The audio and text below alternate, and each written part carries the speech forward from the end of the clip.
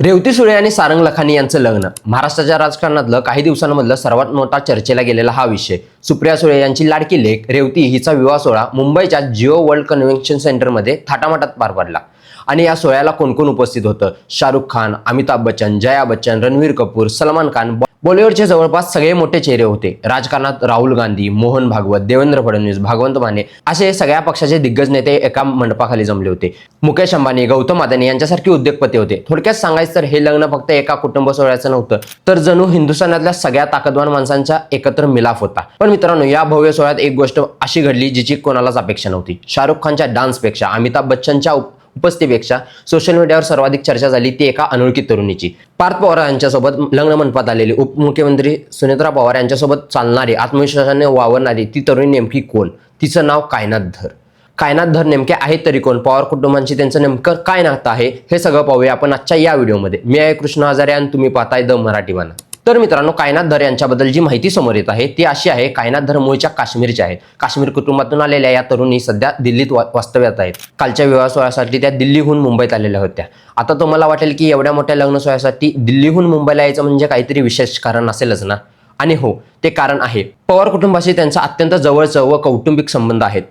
ही गोष्ट फक्त एकट्या कार्यक्रमाची नसून काही महिन्यापूर्वी पार्थ पवार आणि कायनात धर या मध्य प्रदेशमधील उज्जैनच्या महाकाल मंदिरात एकत्र दिसले होते. त्यावेळीचे त्यांचे फोटो मीडियावरती भरपूर व्हायरल झाले होते. एवढंच नाही तर जानेवारी 2026 मध्ये अजित पवार यांचं अचानक निधन झालं. त्या दुःखाच्या प्रसंगातही कायनात धर पवार कुटुंबावाशी होत्या. फक्त आनंदाच्या प्रसंगातच नाही तर दुःखाच्या प्रसंगातही या कुटुंबासोबत असणारी ही व्यक्ती म्हणजे हे नातं साधं सुद्धा नाही, हे नातं मैत्रीच्या पलीकडचं आहे हे लक्षात येतं. आणि काल तर त्यांनी थेट उपमुख्यमंत्री सुनेत्रा पवार आणि खासदार पार्थ पवार यांच्यासोबत विवाह मंडपात प्रवेश केला. म्हणजे पवार कुटुंबांच्या अगदी जवळचं त्यांचं नातं आहे हे लक्षात येतं. पण तरीही प्रश्न हाच आहे, हे इतकं जवळचं नातं का आहे? मित्रांनो, इथे एक गोष्ट आहे बहुतेक लोकांना माहिती नाही. सुप्रिया सुळे यांनी काही वर्षापूर्वी एक सोशल मीडियावर फोटो शेअर केला होता आणि त्याच्या कॅप्शनमध्ये लिहिलं होतं, पवार कुटुंब आणि धर कुटुंब यांच्या नात्याला तब्बल 50 वर्ष पूर्ण झाली आहेत. 50 वर्ष हे वाचलं तेव्हा मलाही आश्चर्य वाटला. या फोटोमध्ये स्वतः शरद पवार एका ज्येष्ठ काश्मीरी व्यक्तीसोबत बसलेले दिसतात.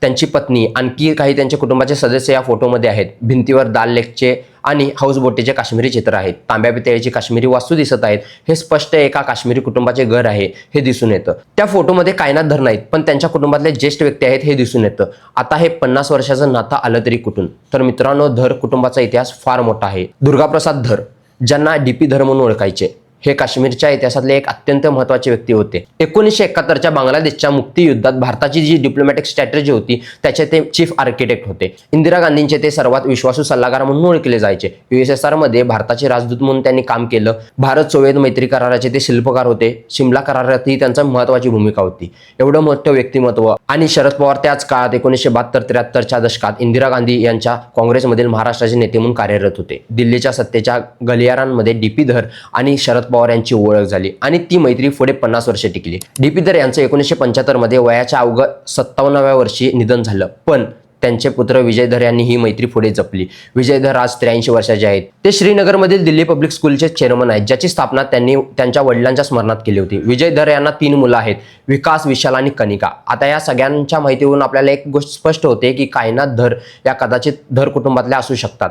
विजय धर यांच्या मुलीपैकी किंवा मुलांच्यापैकी कोणाची तरी ती मुलगी असू शकते. म्हणजेच डीपी धर यांची पणती. 50 वर्षापूर्वी जी मैत्री दिल्लीत रुजली ती आजही या दोन्ही कुटुंबाच्या तिसऱ्या पिढीपर्यंत पोहोचलेली दिसते. या सगळ्या अनुमानाला आणखी एक महत्त्वाचा धागा जोडला होतो, तो म्हणजे काही महिन्यापूर्वी उपमुख्यमंत्री सुनेत्रा पवार या काश्मीर दौऱ्यावर गेल्या होत्या. तेव्हा त्या थेट धर कुटुंबियांच्या घरी राहिल्या होत्या. मीडियाने हे नोंदवलं सुद्धा आहे. आता विचार करा, सुनेत्रा पवार ह्या महाराष्ट्राच्या उपमुख्यमंत्री आहेत. त्या काश्मीरमध्ये पाहिजे तेवढ्या उच्च दर्जाच्या हॉटेलमध्ये त्यांना राहता आलं असतं किंवा त्यांना सरकारी गेस्ट हाऊसमध्ये सुद्धा राहता आलं असतं. पण त्या राहिल्या एका खासगी कुटुंबाच्या घरी, धर कुटुंबाच्या घरी.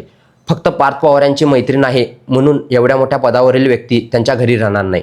तर त्या त्यांच्या घरी गेला याचं कारण म्हणजे त्यांचं नातं खोल आहे, ते नातं जुनं आहे, ते नातं 2 कुटुंबांमधलं आहे. 50 वर्षापूर्वी दिल्लीत डीपी धर आणि शरद पवार यांच्यामध्ये जी मैत्री जमली ती आजही विजय धर आणि शरद पवार यांच्यात आहे. आणि कदाचित धर कुटुंबाची पुढची पिढी म्हणजेच कायनात धर आणि पार्थ पवार यांच्यातही तेच नातं असावं. मात्र एक गोष्ट मला इथं स्पष्टपणे सांगायची आहे, कायनात धर नक्की याच कुटुंबातील आहेत हे अधिकृतपणे कुठेही जाहीर झालं नाही. पवार कुटुंबाने किंवा कायनात यांनी स्वतःही याबद्दल कुठेही विधान केलेलं नाही. हे आपण उपलब्ध माहितीवरून काढलेल्या लॉजिकनुसार आहे. आणि राजकारणात अशी अनेक नाते असतात जी जनतेसमोर येत नाहीत, पण प्रत्यक्षात ती खूप खोल असतात. कायनात धर आणि पवार कुटुंबाचं नातं त्यापैकीच एक असावं हे मात्र नक्की. हा व्हिडिओ तुम्हाला कसा वाटला हे आम्हाला नक्की कमेंट करून सांगा. पुन्हा भेटू पुढच्या व्हिडिओमध्ये. तोपर्यंत पाहत राहा द मराठी बाणा. जय हिंद, जय महाराष्ट्र.